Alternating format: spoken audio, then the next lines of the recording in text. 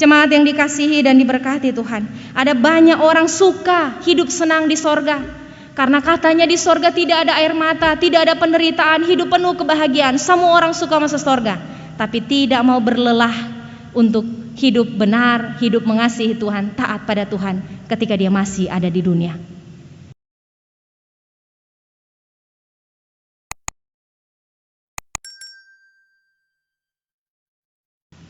Tuhan Yesus, kami mau belajar firman-Mu dalam segala keterbatasan, kekurangan, dan ketidakmampuan kami Bapa.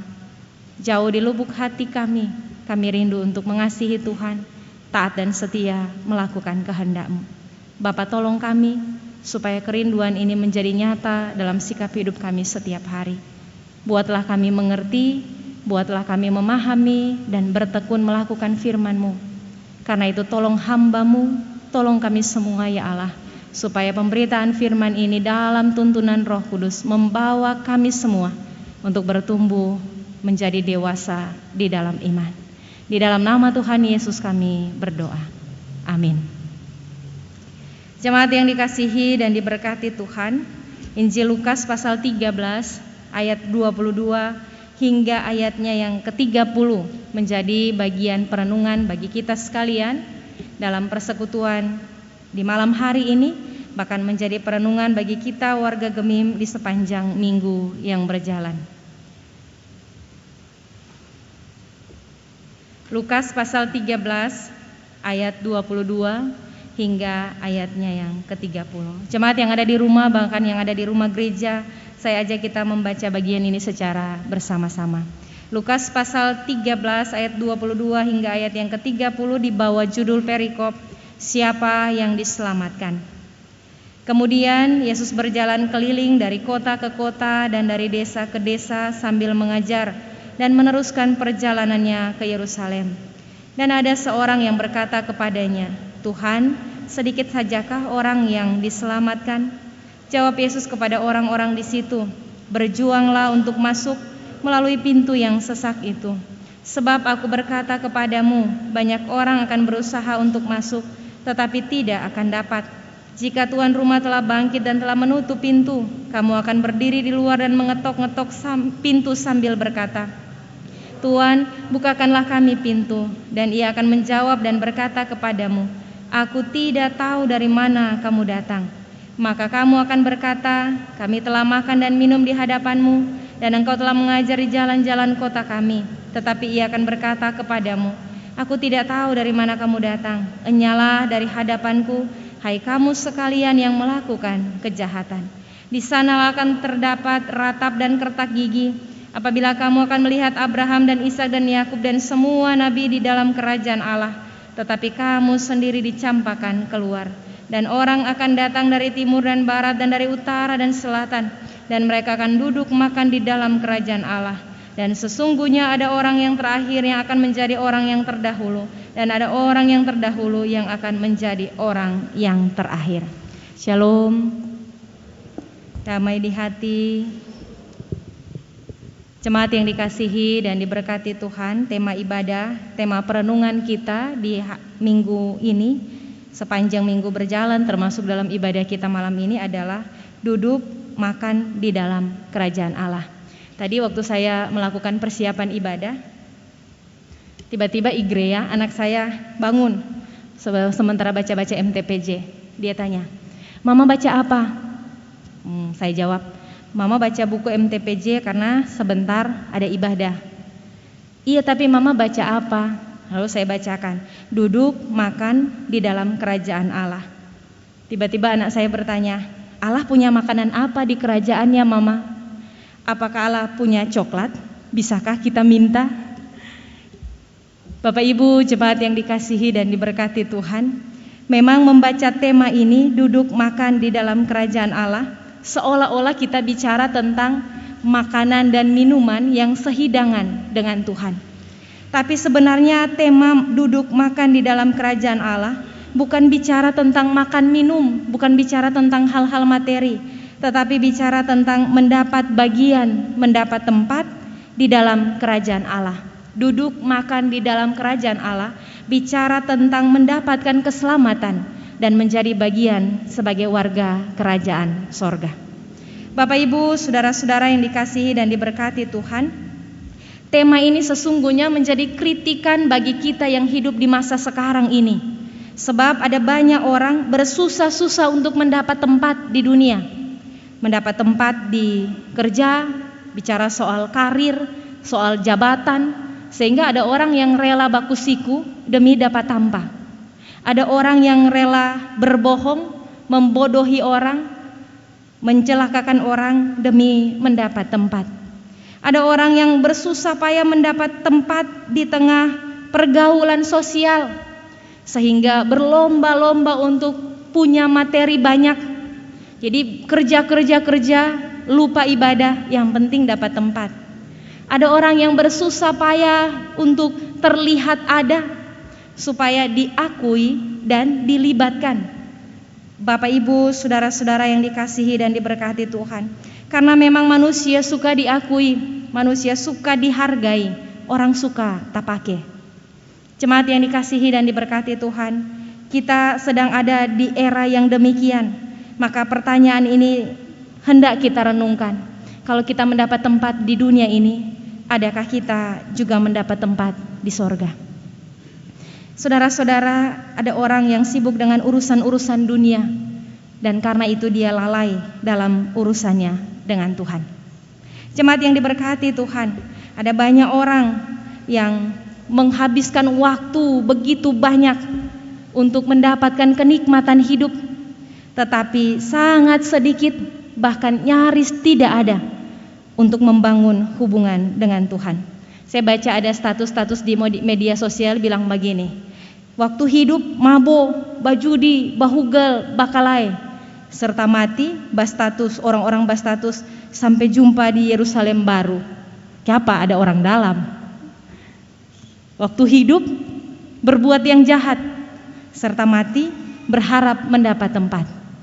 Bapak Ibu, saudara-saudara yang dikasihi dan diberkati Tuhan, tema duduk makan di dalam kerajaan Allah berangkat dari perikop Lukas pasal 13 ayat 22 hingga ayat 30 yang baru saja kita baca. Hal ini juga menjadi kritikan bagi orang-orang Kristen yang ada di lingkungan pelayanan gereja, yang hari-hari di gereja, atau bahkan begitu banyak harinya dihabiskan untuk kerja-kerja yang punya urusan dengan gereja, tetapi yang lalai dalam hubungan dengan Tuhan. Jemaat yang dikasihi dan diberkati Tuhan, malam hari ini firman Tuhan mau menegaskan kepada kita sekalian, yang Tuhan lihat bukan kuantitas masuk gereja, bukan jumlah, dalam 1 tahun berapa kali ngana masuk gereja, dalam 1 bulan berapa kali ngana ada di gereja. Yang Tuhan lihat bukan kuantitas, bukan jumlah, tetapi yang Tuhan lihat adalah kualitas iman kita yang nyata dalam perbuatan yang terukur. Sehingga kalau kita mengaku bahwa kita mengasihi Tuhan, maka kualitas iman kita akan nyata lewat sikap-sikap hidup yang penuh kasih, terutama rajin beribadah dan masuk gereja. Bapak Ibu, saudara-saudara yang dikasihi dan diberkati Tuhan, penulis Injil Lukas yang dipercaya adalah seorang dokter atau seorang tabib ini mengutip kembali cerita tentang Tuhan Yesus yang sedang berjalan dari kota ke kota, dari desa ke desa, sambil dia meneruskan perjalanannya ke Yerusalem, sebab di sana dia akan diadili, mati dan disalibkan. Sambil dia meneruskan perjalanannya ke Yerusalem, dia melakukan pengajaran di sepanjang perjalanannya. Tiba-tiba jemaat Tuhan, ada seorang yang muncul dan bertanya, "Tuhan, sedikit sajakah orang yang diselamatkan?" Orang ini bertanya, Bapak Ibu saudara-saudara, sebab di masa itu ada satu pandangan Yahudi yang sangat umum, bahwa kerajaan Allah adalah milik keturunan Abraham, Ishak dan Yakub. Jadi kalau kita tidak punya garis darah Yahudi, kita tidak punya tempat dalam kerajaan sorga. Sebab itu orang ini bertanya kepada sang guru, "Tuhan, sedikit sajakah orang yang diselamatkan?" Apa kata Tuhan Yesus, jemaat yang dikasihi dan diberkati Tuhan? Tuhan menjawab, "Berjuanglah untuk masuk melalui pintu yang sesak itu. Banyak orang akan berusaha untuk masuk, tetapi tidak akan dapat." Bapak Ibu, saudara-saudara, Pernyataan Tuhan Yesus ini mengkritik kebanggaan orang Yahudi yang berpikir bahwa mereka memiliki status istimewa karena mereka adalah keturunan Abraham. Mereka punya status sebagai umat pilihan Allah. Pandangan Yahudi tentang siapa yang akan masuk ke kerajaan sorga ini adalah orang-orang Yahudi, keturunan Abraham, kecuali meskipun mereka Yahudi, tetapi mereka melakukan dosa-dosa berat dan terlibat dalam sekte-sekte. Jadi biar tuh sorga itu cuma milik orang Yahudi, kecuali kalau orang backing dosa berat atau terlibat dalam sekte. Jemaat yang dikasihi dan diberkati Tuhan, oleh karena itu orang Yahudi merasa lebih benar dari orang lain. Mereka merasa lebih tinggi dari orang lain.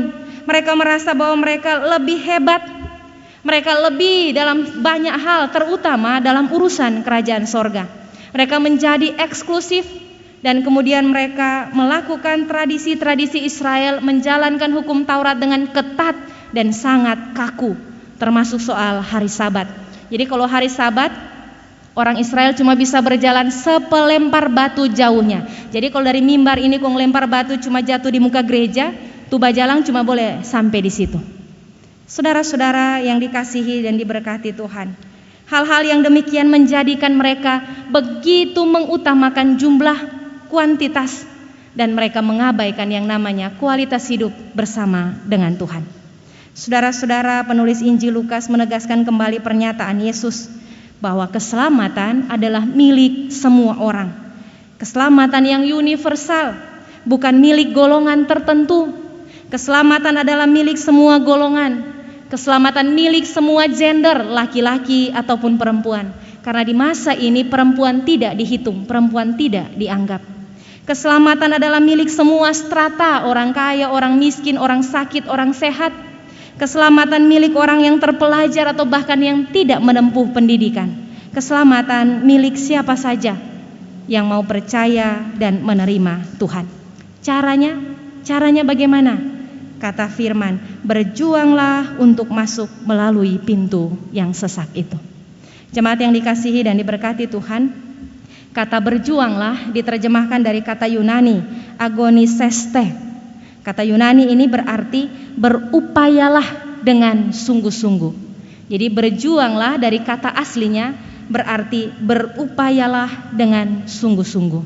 Ada niat, ada tekad, ada kemauan diri yang sadar, bersungguh-sungguh berupaya untuk dapat masuk ke dalam kerajaan Allah. Menjadi jelas bagi kita semua bahwa untuk mendapatkan tempat di sorga bukan soal garis darah, bukan soal keturunan, tetapi juga bukan soal yang penting so beragama Kristen, bukan. Tetapi untuk mendapatkan tempat di sorga adalah orang-orang yang berupaya dengan sungguh-sungguh hidup sebagai orang-orang yang telah diselamatkan, dipilih oleh Allah. Sebab keselamatan sejatinya adalah anugerah. Anugerah yang diberi Tuhan lewat karya selamatnya tuntas di salib. Bapak Ibu, saudara-saudara, orang yang sudah diselamatkan harus berupaya dengan sungguh-sungguh melakukan apa yang Tuhan mau. Lukas sama halnya dengan penulis Injil Matius. Dalam Injil Matius pasal 7 ayat 13 dan ayatnya yang ke-14. Keduanya, baik Lukas maupun Matius, menggunakan kiasan pintu yang sesak, pintu yang sempit. Ini untuk menggambarkan kepada kita semua bahwa untuk masuk ke kerajaan sorga, kita dengan bermodalkan penyelamatan dari Tuhan Yesus, kita yang mau masuk ke dalam kerajaan sorga hanya punya satu cara. Kita harus melewatinya meski itu berat dan sulit. Tidak ada cara lain. Kita harus melewatinya dengan cara mengikut Tuhan. Lukas pasal 9 ayat 23 menegaskan, untuk mengikut Tuhan kita harus mau menyangkal diri dan memikul salib. Tidak ada cara lain. Supaya kita selamat, kita harus mau mengikut Tuhan. Itu pintu yang sesak, sebab mengikut Tuhan berarti mau menyangkal diri dan memikul salib.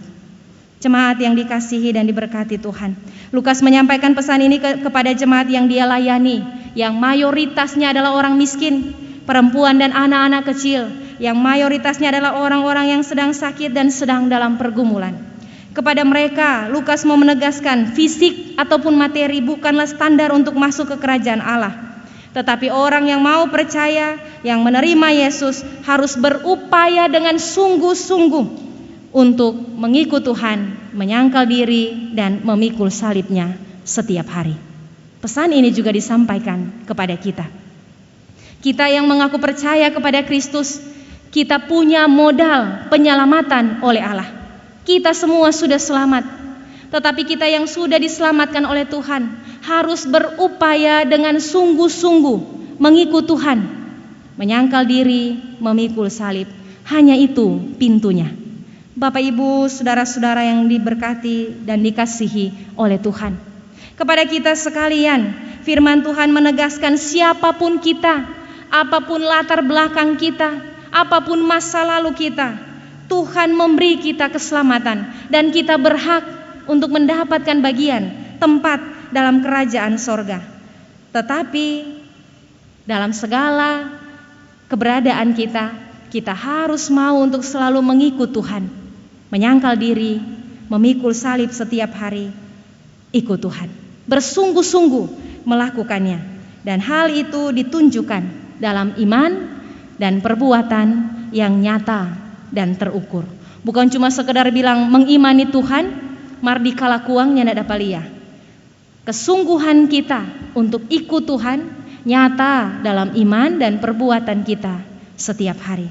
Iman dan perbuatan ini nyata dalam keseharian kita di setiap relasi. Sekali lagi, iman dan perbuatan kita setiap hari nyata dalam setiap relasi yang kita punya. Pertama, relasi kita dengan Tuhan. Sebab itu orang yang bersungguh-sungguh mengikut Tuhan, yang mau mendapat tempat dalam kerajaan Allah, dia membangun relasi yang baik dengan Tuhan. Punya waktu yang disediakan khusus untuk Tuhan.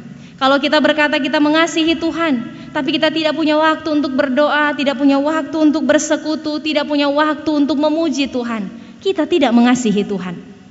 Kalau kemudian kita berkata kita mengasihi Tuhan, tapi kita tidak kenal Tuhan, karena kita tidak membangun hubungan yang karib dengan Tuhan. Ketika persoalan hidup datang, kita ketakutan, kita penuh kekhawatiran, nyandak tak tidur karena penuh dengan kecemasan. Kita tidak kenal Tuhan.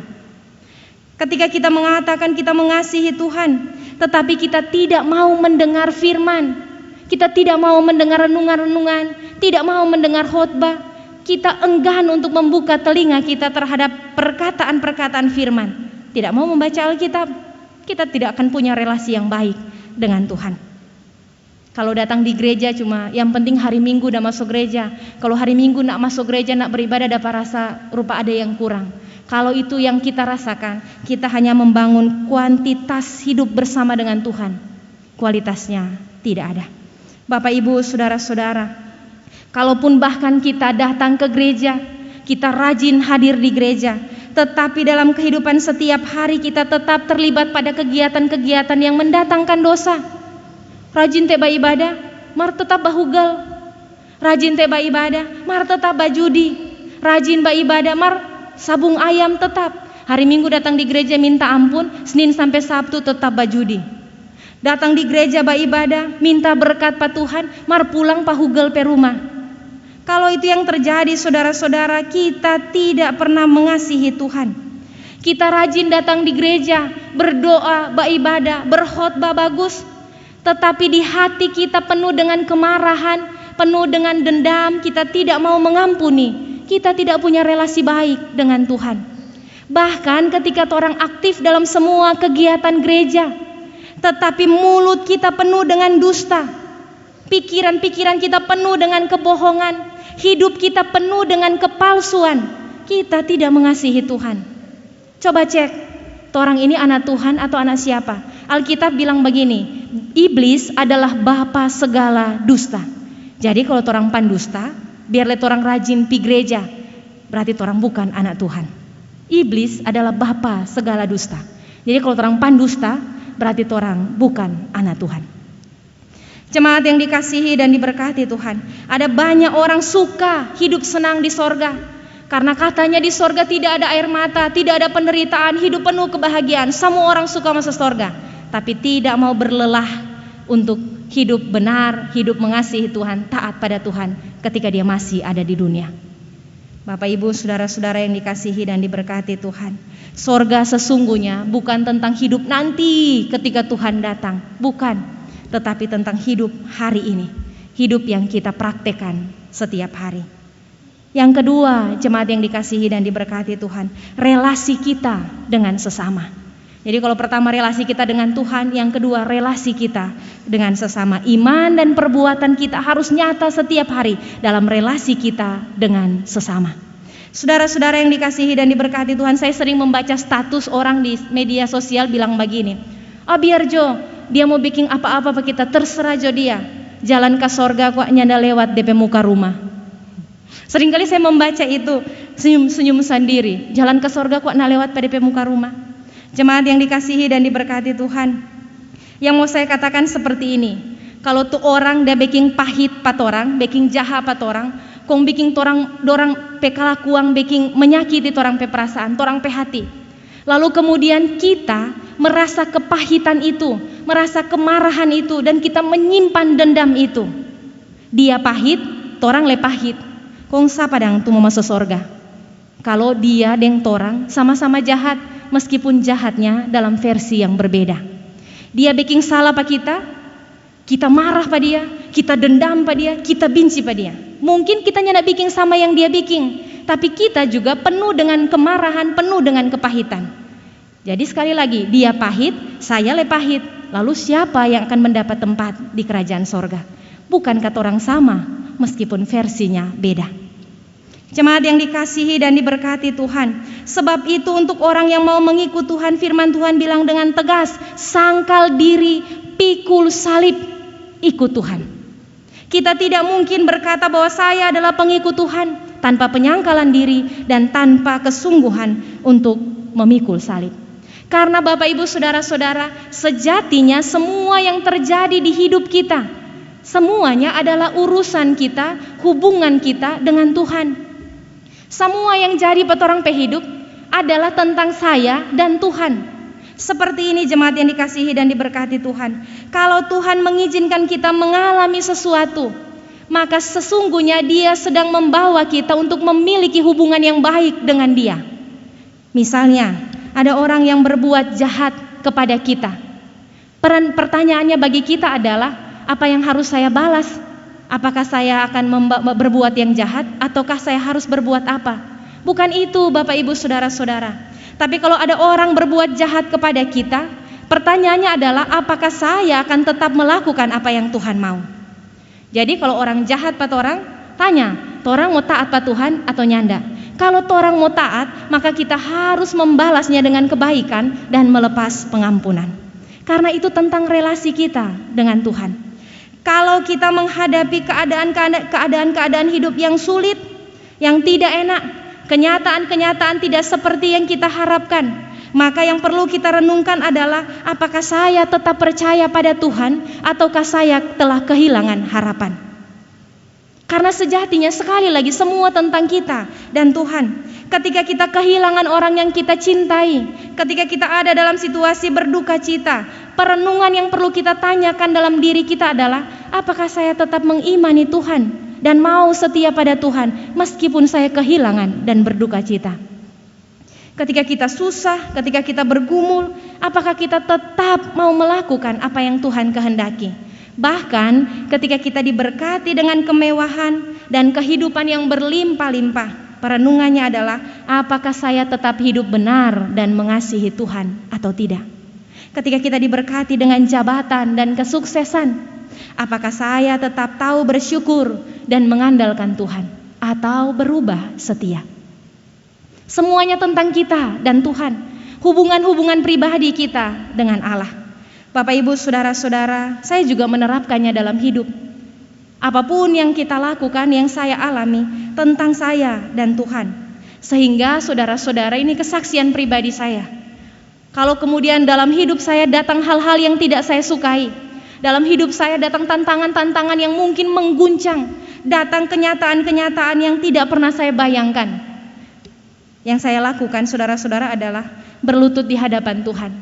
Doa saya sesederhana ini, Tuhan, apapun caramu, terserah saja, yang penting saya selamat. Tuhan, apapun caramu, terserah saja, yang penting saya selamat. Tambahkan iman, tambahkan hikmat, supaya saya tidak pernah menyerah mengikut Engkau. Karena semua yang ada di hidup kita sekali lagi tentang kita dan Tuhan. Sehingga kalau keadaan-keadaan hidup menyenangkan atau keadaan-keadaan hidup tidak menyenangkan dan kita tetap melakukan yang Tuhan mau, maka proses hidup mendewasakan kita dan kita akan bertumbuh lalu menghasilkan buah yang menjadi berkat. Tidak dalam satu kali kehidupan, tidak, tapi itu proses tahap demi tahap kita berjalan bersama dengan Tuhan. Apa saja yang Tuhan lakukan terserah, yang penting selamat. Jemaat yang dikasihi dan diberkati Tuhan, karena itu Paulus berkata demikian dalam suratnya, apapun yang kamu perbuat, perbuatlah dengan segenap hatimu seperti untuk Tuhan dan bukan untuk manusia. Apapun yang kamu perbuat, perbuatlah dengan segenap hatimu seperti untuk Tuhan dan bukan untuk manusia. Jemaat yang dikasihi dan diberkati Tuhan, yang ketiga adalah relasi kita dengan alam, relasi kita dengan lingkungan. Sebab kita adalah orang-orang yang mendapatkan mandat untuk memanfaatkan alam, untuk mengelola alam dan memeliharanya dengan baik. Kalau kita melakukannya, kita sedang menghormati Tuhan, Sang Pemilik kehidupan, Pencipta kita, bahkan Pencipta alam ini. Menanam bunga, satu hobi yang baik, sangat-sangat baik. Sebab itu keindahan. Tetapi menjaga alam lebih dari menanam bunga, lebih dari itu. Menjaga alam bicara tentang hidup bersih, bicara tentang hidup sehat. Di tengah pandemi virus COVID-19 ini, hidup bersih, hidup sehat adalah panggilan iman. Membawa kita untuk merenungkan bahwa benar, kalau orang hidup sehat, hidup bersih, jaga tongpe lingkungan, itu tindakan mematuhi Tuhan. Sebab Tuhan memerintahkannya bagi kita. Bapak Ibu, saudara-saudara yang dikasihi dan diberkati Tuhan, sebentar lagi kita akan melaksanakan pemilihan kepala daerah di provinsi, gubernur, wakil gubernur, di Minahasa Utara, bupati dan wakil bupati. Maka pesan firman malam hari ini bagi kita sekalian, mari ikut Tuhan, sangkal diri, pikul salib. Itu juga berarti jangan membawa perpecahan dalam persekutuan.